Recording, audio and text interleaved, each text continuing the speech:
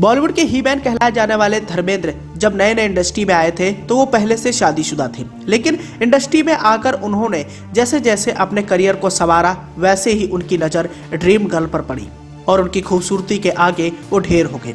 साल 1980 में अपनी पहली पत्नी प्रकाश कौर से बिना तलाक लिए हुए मुस्लिम धर्म अपनाकर हेमा मालिनी से उन्होंने शादी की और मौजूदा दौर में अपनी पहली और दूसरी पत्नी से अभिनेता धर्मेंद्र के कुल 6 बच्चे हैं। जिस हिसाब से धर्मेंद्र ने अपने परिवार को संभाल के रखा वो काबिले तारीफ रहा। लेकिन हेमा मालिनी से शादी करने के बाद कई सारी अफवाहें भी उड़ी थी। कहा तो ये भी गया कि धर्मेंद्र के सबसे बड़े बेटे सनी देओल ने धर्मेंद्र की दूसरी शादी से इतना ज्यादा नाराज हो गए थे कि उन्होंने चाकू से हेमा मालिनी पर हमला तक कर दिया था, लेकिन ये बात महज अफवाह निकली थी। हालांकि हेमा मालिनी की शादी को लेकर एक और भी दिलचस्प किस्सा रहा है। अब इकलौते धर्मेंद्र ही हेमा मालिनी की खूबसूरती पर फिदा नहीं थे। उस जमाने के कई सारे दिग्गज कलाकार हेमा मालिनी से इम्प्रेस होकर उन्हें अपना तक बनाना चाहते थे।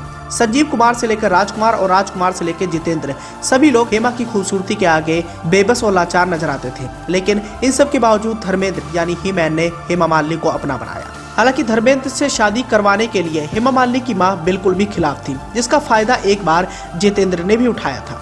जितेंद्र और धर्मेंद्र की ऑन स्क्रीन भी जोड़ी काफी ज्यादा पसंद की गई है और इन दोनों कलाकारों ने दर्जनों भर फिल्मों में काम भी किया है, लेकिन सबके बावजूद धर्मेंद्र और जितेंद्र के रिश्ते कभी भी मधुर नहीं रहे हैं। बताया तो गया कि साल 1974 में आई फिल्म दुल्हन की शूटिंग के दौरान जितेंद्र हेमा मालिनी पर फिदा हो गए थे और उन्हें पहली नजर में देखते ही उनसे प्यार हो गया था। हालांकि जितेंद्र अच्छी तरह जानते थे कि हेमा मालिनी धर्मेंद्र से बेइंतहा मोहब्बत करती हैं और वो इस बात से भी वाकिफ थे कि हेमा मालिनी की मां धर्मेंद्र से शादी करने के खिलाफ थी। अब हेमा मालिनी की मां को जैसे ये बात पता चला कि जितेंद्र उनकी बेटी को पसंद करते हैं तो उन्होंने दोनों की शादी कराने का फैसला कर लिया था। जितेंद्र की इस मंसूबे के बारे में जब मंगेतर शोभा कपूर को पता चला तो वह दौड़ी दौड़ी धर्मेंद्र के पास मदद मांगने जा पहुंची। हेमा मालिनी और जितेंद्र की फैमिली गुपचुप तरीके से दोनों की शादी संपन्न कराना चाहती थी, जिसके चलते सभी लोग चेन्नई के लिए रवाना हो गए थे। इस बात की भनक जैसे ही मैन यानी धर्मेंद्र को पता चली, वो भी शोभा के साथ वहां पहुंच गए। शराब की धुत में धर्मेंद्र जब हेमा मालिनी की वेडिंग वेन्यू पर पहुंचे तो वहां उन्होंने काफी हंगामा खड़ा कर दिया था, जो अक्सर ऐसे मामलों में होता ही है। जितेंद्र और हेमा की शादी फिर टूट गई, जिसके कुछ समय बाद धर्मेंद्र ने हेमा से शादी रचा ली।